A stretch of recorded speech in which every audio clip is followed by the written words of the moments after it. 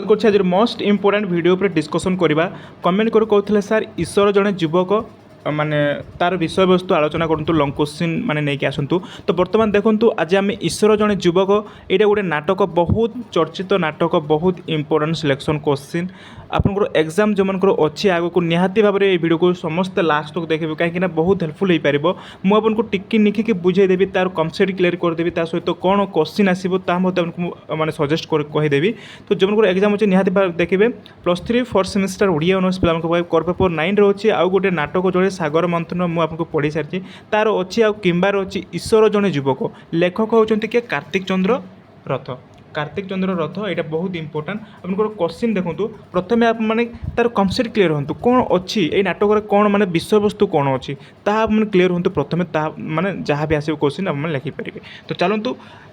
তা পূর্ব সমস্তে চ্যানেলকে নয় চ্যানেলকে সবসক্রাইব করদেবে ভিডিও সমস্ত লাইক করদেবে তো চলো ভিডিও ফটাফট স্টার্ট করে নেবা তো দেখো আপনার কোশ্চিন আসব এক প্রয়োগধর্মী নাটক ভাবে ঈশ্বর জনে যুবকর সংক্ষিপ্ত আলোচনা কর আপনার এই যে নাটকর নামকরণ ঈশ্বর জনে যুবক এইপরি নামকরণ করিবার মানে অর্থ কোণ কোণ আমি মানে বুঝিপার ঈশ্বর জনে যুবক মানে তার অর্থ কোণ মু আপনার টিকি নিকি বুঝাইদেবি তো দেখুন এইটা প্রথমে জাণতু ঈশ্বর জনে যুবক লেখক কে কার্তিক চন্দ্র রথ তো তাঁর জন্ম বিষয়ে টিকে জস্ট আপনার কহিদেবি সে জন্মগ্রহণ করতে 1949 মସିହାରେ ହେଲା 1949 1949 মସିହା ମାର୍ଚ୍ଚ ମାସ 21 ତାରିଖ ଲେଖିଦେବେ ମାର୍ଚ୍ଚ ମାସ 21 ତାରିଖ ବ୍ରହ୍ମପୁରଠାରେ ସେ ଜନ୍ମଗ୍ରହଣ କରିଥିଲେ କେଉଁଠାରେ ବ୍ରହ୍ମପୁରଠାରେ ଜନ୍ମଗ୍ରହଣ କରିଥିଲେ ହେଲା 1949 ମସିହା ମାର୍ଚ୍ଚ ମାସ 21 ତାରିଖ ଦିନ ବ୍ରହ୍ମପୁରଠାରେ ସେ ଜନ୍ମଗ୍ରହଣ କରିଥିଲେ ଏବଂ ମୃତ୍ୟୁ କେବେ କରିଥିଲେ ମୃତ୍ୟୁବରଣ ବା ଦେହାନ୍ତ ହୋଇଥିଲା ତାଙ୍କର 2019ରେ ତାଙ୍କର ଦେହାନ୍ତ ହୋଇଥିଲା ହେଲା 2019ରେ ମୃତ୍ୟୁବରଣ କରିଥିଲେ ହେଲା ତ ଏପ୍ରିଲ 1 ତାରିଖ ଦିନ ତାଙ୍କୁ 70 ବର୍ଷ ପାଖାପାଖି 70 ବର୍ଷ ବୟସରେ ସେ ମୃତ୍ୟୁବରଣ হয়েছি বা দেহান্ত তাঁর হয়েছি তো দেখুন এত গলে দেখুন যে কার্তিক চন্দ্র রথ যে অনেক ঈশ্বর জন যুবক সে অধিক 100রু অধিক নাটক এবং একাঙ্কিকা রচনা করছেন 100রু অধিক সে নাটক এবং একাঙ্কিকা রচনা করছেন তো দেখা আমি এই যে অছি কোণ ঈশ্বর জনে যুবক ঈশ্বর জনে যুবক এটা কাহাকু মানে কেউ বিষয়বস্তুকে নেই আধার করে মানে আধার করিকে লেখা হয়েছে এটা দেখুন সাম্প্রতিক দেখ এইটা দেখুন তাঁর নাটক গুড়িক মধ্যে সামাজিক সমস্যা হল এইভাবে তাঁর নাটক অছি সামাজিক সমস্যা মনস্তাত্ত্বিক বিশ্লেষণ এবং সাম্প্রতিক স্থিতির প্রতিফলনকে দেখি বা দেখা তাঁর নাটক গুড়িক আমি পাইথাও বহুত গুড়াই তাঁর সামাজিক সমাজের কোণ সব রয়েছে হল তাঁর সমস্যা কোণ রয়েছে সেই বিষয়ে মানে সে নেই আলোচনা করতে বা বর্ণনা করছেন তাঁর নাটক গুড়িক মনস্তাত্ত্বিক বিশ্লেষণ বিষয়ে সে মানে তাঁর নাটক গুড়িক আমি দেখা পাইথাও তো চলতু প্রথমে আমি জাঁয়া যেটাকি এই যে সাম্প্রতিক কালর জনে বেকার যুবক এই যে আমি জাঁয়া ঈশ্বর জনে যুবক হল ঈশ্বর জনে যুবক এইপরি নামকরণ করিবার মানে যথার্থ কোণ তার অর্থ কোণ মু আপনার কহিদেছি তো দেখো এটা যে সাম্প্রতিক কালর জনে বেকার যুবক মানে কোণ কহিলে মানে যে পাঠসাঠ পড়িকি সে কিছু মানে জীবনের কিছু বি করে পারে না হল এমনি সে বেকার হি রয়ে যাই সেই যে মানে কুহযাই সাম্প্রতিক কালর জনে বেকার যুবক जोटाकि যুবকটার শিক্ষাগত যোগ্য থাই মধ্যে সে কোণ খণ্ডে চাকরি পাই পারা না তাহলে কুহযাই কোণ ঈশ্বর জনে যুবক তো এই যে ঈশ্বর জনে যুবক কহিবার অর্থ হল जोटाकि যেতবেলে সে মানে পাঠ পড়ি মানে কিছু করে পারে না বেকার जोटाकि যুবকটার শিক্ষাগত যোগ্যতা থাই মধ্যে সে কিছু খণ্ড কিছু চাকরি করে পারে না তেণু সে ঈশ্বর প্রতবাদ করছেন হল সমাজ কু সে প্রতবাদ করে কৌন ফ্যামিলি কু সৃষ্টির বিরুদ্ধে তাঁর সৃষ্টির বিরুদ্ধে সে কইছন্তি যে মু ঈশ্বর মো না হচ্ছে বা মো না ঈশ্বর মু জনে যুবক বলে সে নিজে কোণ কହୁଛନ୍ତି যে যুবকটি আর এর নায়ক দেখুন এই যে নায়ক এর নায়ক যুবক হল ঈশ্বর জনে যুবক হচ্ছেন এক প্রয়োগধর্মী নাটক কোশ্চিন আসব আপনার এই যে ঈশ্বর জনে যুবক এর নায়ক কিଏ হল এর নায়ক হচ্ছে মানে সাম্প্রতিক কালর জনে বেকারী যুবক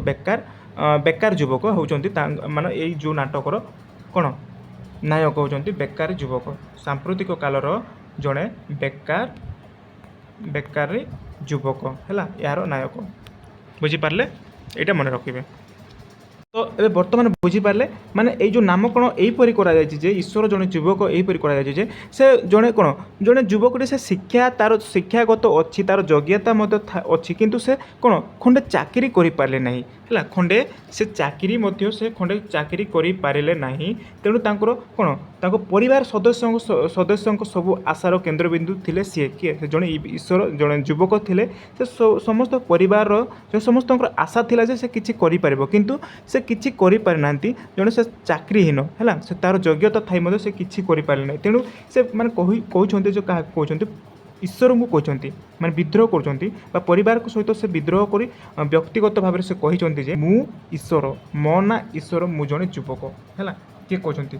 ମାନେ ଯୁବକଟି କହୁଛନ୍ତି ମୁଁ ଈଶ୍ୱର ମୋ ନାଁ ହେଉଛି ଈଶ୍ୱର ମୁଁ ଜଣେ ଯୁବକ ଜଣେ ଈଶ୍ୱର ଏ ପୃଥିବୀରେ ସବୁ କିଛି ସୃଷ୍ଟି କରିଛନ୍ତି କିନ୍ତୁ ମୁଁ ହେଉଛି ଦ୍ୱିତୀୟ ଈଶ୍ୱର ବୋଲି ସେ ଯୁବକଟି କହୁଛନ୍ତି ମୁଁ ହେଉଛି ଦ୍ୱିତୀୟ ଈଶ୍ୱର ଏଇଟା ମାନେ କହୁଛନ୍ତି ସେ ପ୍ରତିବାଦ କରି କହୁଛନ୍ତି ହେଲା ଏହିପରି ଭାବରେ ସେ ନାମକରଣ ଈଶ୍ୱର ଜଣେ ଯୁବକ ବୋଲି କୁହାଯାଇଛି ହେଲା ଏଥର କନସେପ୍ଟ କ୍ଲିୟର ହେଇଥିବେ ମୁଁ ଆପଣଙ୍କୁ ଏଇଟା ଆପଣଙ୍କର ପଢ଼େଇବି ଆପଣ ପଢ଼େଇଲେ ବୁଝିପାରିବେ ତ ଚାଲନ୍ତୁ ଆମେ ଜାଣିବା तो देख ओडिया नाट्य साहित्यर विकास धारा नाट्यकार कार्तिक चंद्र रथ जन अन्यतम बिंदाणी तांकर अधिकांश नाट्यकृति परीक्षाधर्मी और प्रतीकधर्मी आंगिक आत्मिक और दृष्टि नाटक केतक विशेषत्व रही नाट्य मानसर प्रथम सृष्टि होची जीवन यज्ञ रचित अन्य नाटक गुड़िक हूँ देख ये लिखिदेवे कौन से नाटक रचना कर स्वर्गद्वार से लिखिं तृतीय पृथ्वी बन्ही मान कित दास अन्य आकाश मांसर फूल ईश्वर जड़े युवक मु दुहे दुई टपा ये से अनेक नाटक नाटक मानते चर्चित नाटक बोलीपर आछि ये सूर्य ओइला अच्छी है आछि कौन मांसर फूल कहले ये सूर्य ओइला शुणा हेउ एक कहानी भगवान जानती यही सब चर्चित नाटक गुड़िक आप निहाती मन रखिए नेक्स्ट देखो आप जस्ट कनसेप्ट क्लियर हूँ कौन सब ये नाटक कौन अच्छे है मुझे जहाँ प्रथम कहली जोटा कि ईश्वर जन युवक तार नामकरण यहपरी कहीं परवर्ती कौन अच्छे लुह आजिर राजा तांकर आउ माने अन्य नाटक निसर्ग विसर्ग इत्यादि नाटक गुड़िक बहु वैदिकता स्पर्श रही ईश्वर जन युवक हूँ एक प्रयोगधर्मी नाटक आम जो माने जो नाटक पढ़ुचु जोटा ईश्वर जन युवक यहाँ जड़े कौन प्रयोगधर्मी नाटक अच्छा प्रयोगधर्मी नाटक कहले कौन बुझ देख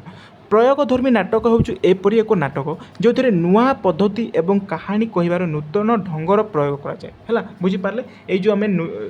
जोटा पढ़ुचु आम कौन ईश्वर जड़े युवक ये जो नाटक हूँ प्रयोगधर्मी नाटक जोटा कि नुआ पद्धति एवं कहानी कहबार नूतन ढंगर प्रयोग को आम कहुए प्रयोगधर्मी नाटक मन कर कौन जोड़े नाटक माने तार नाटकर माने जहाँ भी गोटे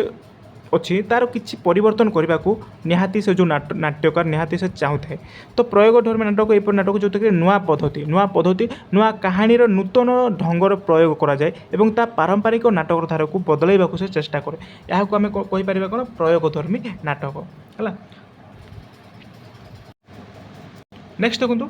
ईश्वर जन युवक नायक होती सांप्रतिक काल जन बेकारी युवक मुझे टिके पूर्व कहती ये जो ईश्वर जन नाटक माने तार नायक किए सांप्रतिक काल जड़े बेकारी बेकार युवक माने कौन मुझे बुझे बेकार युवक माने जड़े पाठ साठ पढ़ी शिक्षागत योग्यता अच्छी किंतु से खंडे चाकरी करें आम बेकार युवक बोली कहवा तो यही युवक ही समस्त व्यथा और व्यर्थतार एक निस्सह अवतार तो पुंजीभूत जंत्रणा से एक निस्सहाय दायद कौन हाँ निस्सहाय दायद तो युवकर शिक्षागत ये बुझु युवकर शिक्षागत योग्यता थाई से खंडे चाकरी माने कौन पाई पारिला नहीं परिवार सदस्यों सब आशा केन्द्रबिंदु से तो परिवार दारिद्रता और दूर करने चेष्टार से विफल होइछि विद्रोहर घोषणा पाई से न्यायर सम्मुखीन होइछि तो यहाँ कौन मुझे बुझेली तो ये युवकटर जोटा कि ईश्वर जन युवक तार नामकरण यहपरी कर युवक तार शिक्षागत थाई तार योग्यता थाई से खंडे चाकरी करें ना तो परिवार सदस्य जिते तार परिवार अच्छा सब आशारे थे खंडे से कौन करें तो केन्द्रबिंदु से थे तो परिवार दारिद्रता और दूर करने से चेष्टा करुले विफल होगापी किंतु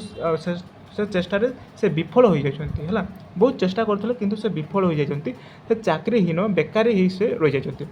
तो सहीपर देखो विद्रोहर घोषणा पाई से न्यायर सम्मुखीन होती ये जो विद्रोहर माने घोषणा पाई से न्याय चाहिए से चाहिए न्याय मिलो बोली से सम्मुखीन होती